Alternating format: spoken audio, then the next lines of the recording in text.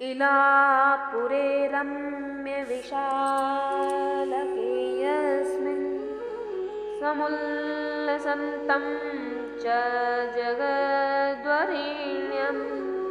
वन्दे महोदारततरस्वभावं कृष्णेश्वराख्यं शरणं प्रपद्ये। कृष्णेश्वराख्यं शरणं प्रपद्ये। शिव पुराण के अनुसार कृष्णेश्वर ज्योतिर्लिंग की कथा इस प्रकार है। दक्षिण देश में देवगिरी पर्वत के निकट ही सुधर्मा नामक ब्राह्मण अपनी पत्नी सुदेहा के साथ रहा करता था। दोनों के जीवन में सबसे बड़ा दुख इस बात का था कि वे निसंतान थे। इस पर ब्राह्मण की पत्नी ने एक हल यह निकाला कि वह अपनी छोटी बहन घूष्मा से अपने पति का विवाह करा दे। उसने वैसा ही किया और अपनी बहन घूष्मा का विवाह अपने पति सुधर्मा से करा दिया। घूष्मा भगवान शिव की परम भक्त थी, जो हर रोज 100 पार्थिव शिवलिंग निर्मित कर बड़े मन से शिवजी की पूजा अर्चना किया करती थी। पूजा के बाद उन शिवलिंगों को तालाब में विसर्जित कर देती थी। भगवान शिव की असीम कृपा होने के कारण घूष्मा ने पुत्र को जन्म दिया। घर में बच्चे की किलकारी गूंजी तो पूरा घर खुशनुमा रहने लगा। सुदेहा ने अपनी बहन से अपने पति सुधर्मा का विवाह खुशी खुशी तो करा दिया था, परंतु वह अभी खुशी ईर्ष्या में तब्दील हो गई। अब सुदेहा को बहन का पुत्र एक आंख न सुहाता। उसने अपनी ईर्ष्या के कारण एक रात पुत्र की हत्या कर उसे तालाब में फेंक दिया। पुत्र की हत्या की बात जब उसको पता चली तो पूरा घर मातम में बदल गया। घूष्मा को अपने प्रभु भगवान शिव पर पूर्ण विश्वास था, इसलिए वह विलाप किए बिना रोज की तरह ही 100 पार्थिव शिवलिंग बनाकर पूजा अर्चना कर रही थी। पूजा करने के दौरान उसने देखा कि उसका पुत्र तालाब में से वापस आ रहा है। भगवान शिव की कृपा से उसका मृत पुत्र जीवित हो गया। पुत्र के आने के कुछ क्षण बाद भगवान शिव वहां प्रकट होकर घूष्मा को दर्शन देते हैं। शिवजी वहां घूष्मा की बहन को दंड देने के लिए पधारे थे, लेकिन घूष्मा के सात्विक आचरण ने शिवजी को ऐसा करने से मना कर दिया। घूष्मा के क्षमा याचना करने पर शिवजी मान जाते हैं। फिर घूष्मा से शिवजी वरदान मांगने को कहते हैं। इस पर घूष्मा कहती है कि आप सभी के कल्याण के लिए यहीं पर बस जाएं। इसी स्थान को आज घृष्णेश्वर ज्योतिर्लिंग कहा जाता है। इस घृष्णेश्वर मंदिर की विशेष बात यह है कि यहाँ 21 गणेश पीठों में से एक पीठ लक्ष्य विनायक मौजूद हैं। घृष्णेश्वर मंदिर भगवान शिव के पवित्र मंदिर हैं। ऐसा माना जाता है कि भगवान शिव ने इन्हें स्वयं इन स्थानों का दौरा किया था और इसलिए भक्तों के दिलों में उसका विशेष स्थान है।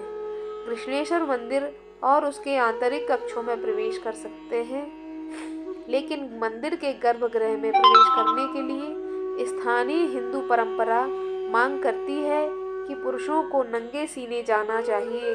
घृष्णेश्वर शिव मंदिर एलोरा गुफाओं के बगल में है। घृष्णेश्वर मंदिर की शयन आरतिका का महत्व बहुत अधिक है। मंदिर में 101 शिवलिंग बनाकर पूजा की जाती है। यहाँ आने वाले भक्त 101 परिक्रमा भी करते हैं। मंदिर के पास ही एक सरोवर भी है। भक्त कृष्णेश्वर मंदिर के साथ ही इस सरोवर के दर्शन करने भी आते हैं। यहाँ एक लक्ष्य विनायक नामक प्राचीन गणेश मंदिर भी है। यह मंदिर 21 गणेश पीठों में से एक माना जाता है। घृष्णेश्वर मंदिर की प्राचीन इमारत मुगल और मराठा राजाओं की लड़ाई में कई बार नष्ट हुई थी और कई बार इसे फिर से बनाया गया। इंदौर की रानी अहिल्याबाई ने 18वीं शताब्दी में वर्तमान मंदिर का पुनर्निर्माण करवाया था। मंदिर में दक्षिण भारतीय मंदिरों जैसी वास्तुकला शैली दिखाई देती है। भगवान शिव और माता पार्वती की उपासना करने से सभी कष्टों से मुक्ति प्राप्त हो जाती है। शास्त्रों में यह भी बताया गया है कि आज के दिन भगवान शिव के 12 ज्योतिर्लिंग का स्मरण करने से और घर बैठे ही उनकी पूजा करने से भक्तों को विशेष लाभ मिलता है। शिव पुराण में भी भगवान शिव के इन सभी ज्योतिर्लिंगों के विषय में विस्तार से बताया गया है। इन सभी में से अंतिम ज्योतिर्लिंग अर्थात घुश्मेश्वर ज्योतिर्लिंग के दर्शन मात्र से ही भक्तों के सभी पाप और कष्ट दूर हो जाते हैं। 12 ज्योतिर्लिंगों में घुश्मेश्वर ज्योतिर्लिंग को अंतिम ज्योतिर्लिंग का दर्जा प्राप्त है। बाकी 11 ज्योतिर्लिंगों की तरह शिव के अंतिम ज्योतिर्लिंग घुश्मेश्वर की महिमा अपरंपार है। शिव पुराण में भी घुश्मेश्वर ज्योतिर्लिंग का उल्लेख मिलता है। मान्यता है कि घुश्मेश्वर में आकर भगवान शिव के इस स्वरूप के दर्शन करने से सभी तरह की मनोकामनाओं की पूर्ति होती है। महाराष्ट्र राज्य के दौलताबाद में वैरुल गांव में घुश्मेश्वर ज्योतिर्लिंग स्थित है।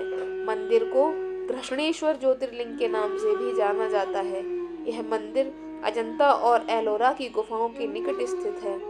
यह शिवलिंग अपने शिव की अपार भक्त रही घोषमा की भक्ति के स्वरूप है। उसी के नाम पर ही इस शिवलिंग का नाम घुश्मेश्वर पड़ा था। मान्यता है कि इस मंदिर का जीर्णोद्धार 18वीं शताब्दी में इंदौर की महारानी पुण्यश्लोका अहिल्याबाई ने करवाई थी। शहर के शोर शराबे से दूर स्थित यह मंदिर शांति एवं सादगी से परिपूर्ण माना जाता है। हर साल देश विदेश से लोग यहाँ दर्शन के लिए आते हैं तथा आत्मिक शांति प्राप्त करते हैं। घुश्मेश्वर ज्योतिर्लिंग के पास ही एक सरोवर भी है जो शिवालय के नाम से जाना जाता है। मान्यता है कि ज्योतिर्लिंग के साथ जो भक्त इस सरोवर के भी दर्शन करते हैं भगवान शिव उनकी सभी इच्छाएं पूर्ण करते हैं। शास्त्रों के अनुसार जिस दंपत्ति को संतान सुख नहीं मिल पाता है उन्हें यहाँ आकर दर्शन करने से संतान की प्राप्ति होती है। मान्यता है कि यह वही तालाब है जहाँ पर घुश्मावत द्वारा बनाए गए शिवलिंगों का विसर्जन करती थी और इसी के किनारे उसने अपना पुत्र जीवित मिला था। हर साल यहाँ सावन माह के दौरान लाखों संख्या में श्रद्धालु दर्शन के लिए आते हैं। आम दिनों में भी यहाँ भारी संख्या में लोग पहुँचते हैं।